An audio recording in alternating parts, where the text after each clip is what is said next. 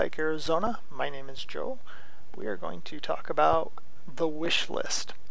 Let's say you are browsing and you find a hike you want to do, and I want to do the Flatiron.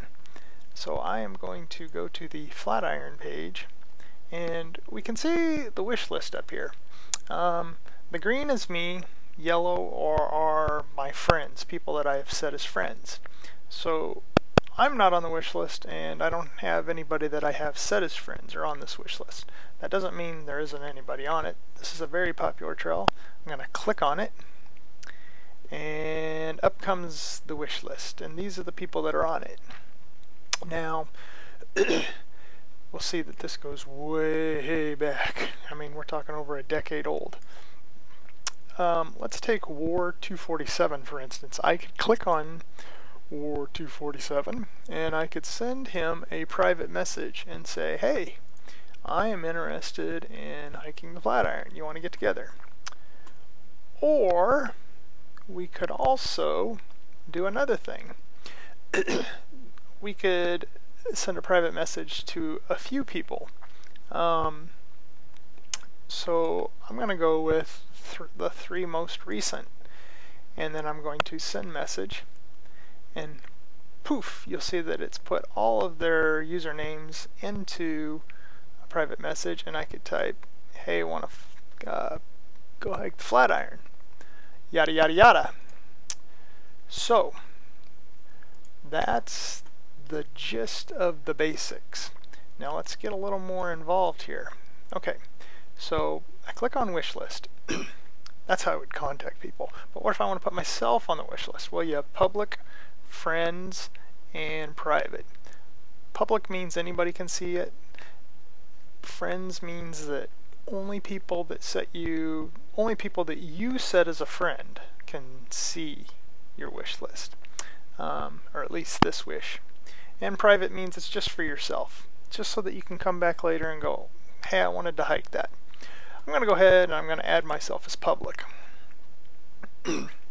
And when I do, it's going to tell me that I'm not on the internet, so I'm going to get back onto the internet. I'm going to click it again. Bada boom, bada bing. Come on, baby. There we go. Okay, so now I'm on the wish list. Now, this is just basically my wish list. I haven't set a date, which means I'm not sure when I want to go. If I go to my profile and I go to the wishes tab, you will see all these wishes that I have. So, you know, these are cool for me to know, but how would you let someone else know? Well, you would do that by adding a date. And when you add a date, you're obviously going to add a future date. So let's say, hey, I want to do this on Sunday. I add the date, there it has it right there. Now I could just change this to just friends, and it'll make the normal orange wish star a yellow for friends, and I could change it to private, which means nobody's going to see it, so you might as well not set a date then. But let's go back to public. I'm going to leave it as public, and I'm going to show you where people would find that. Well, first of all, they're going to see it right there. When I reload this page, you're going to see, boom, Joe Bartels wants to hike this on Sunday, June 28th, because I set it for a future date.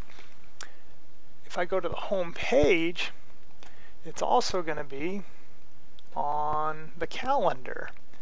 And you will see right down here, June 28th, Joe Bartels Flatiron. Okay, well, the calendar on the home page also has all your trip logs on it, so it gets a little confusing. We can go to the forum, and under Forums tab, we can click on Hiking Events. And this makes it a little easier to see, because it doesn't have all the trip logs in it.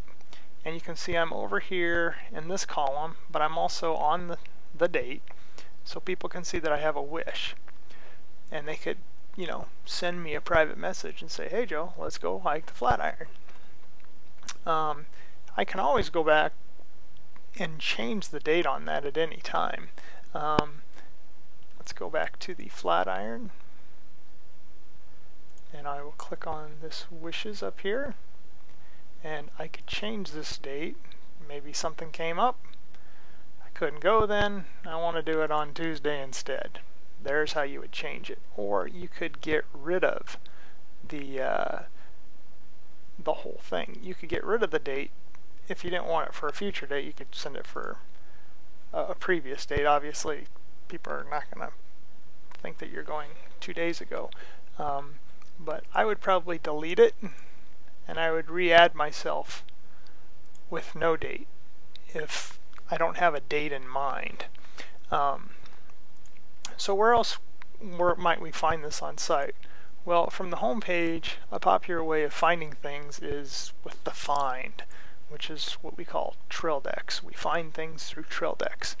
And whatever criteria you put in here and you choose, you're going to have all these listings of trails. So let's say the ever popular 9L Peak here, I could click on the wish list over here, and once again we get that same pop-up. Well, we see somebody wants to keep it to themselves that they're hiking 9L Peak, and I don't blame them. We go to a little more popular one, A.B. Young, and there's probably going to be some people on there, as you can see. So there's another place you can find it. You might even find it on the map. Let's give that a try.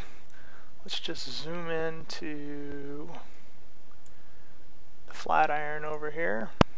I'm going to right click, find hikes with the red, find hikes, and there's our 9L Peak right on top. Let's go down and see if we can find Flatiron. Boom, Flatiron pops up. We get that same wish list star here. And it's loading, and there I am. So those are the basics of the wish list. If you have any more questions on that, feel free to contact the webmaster.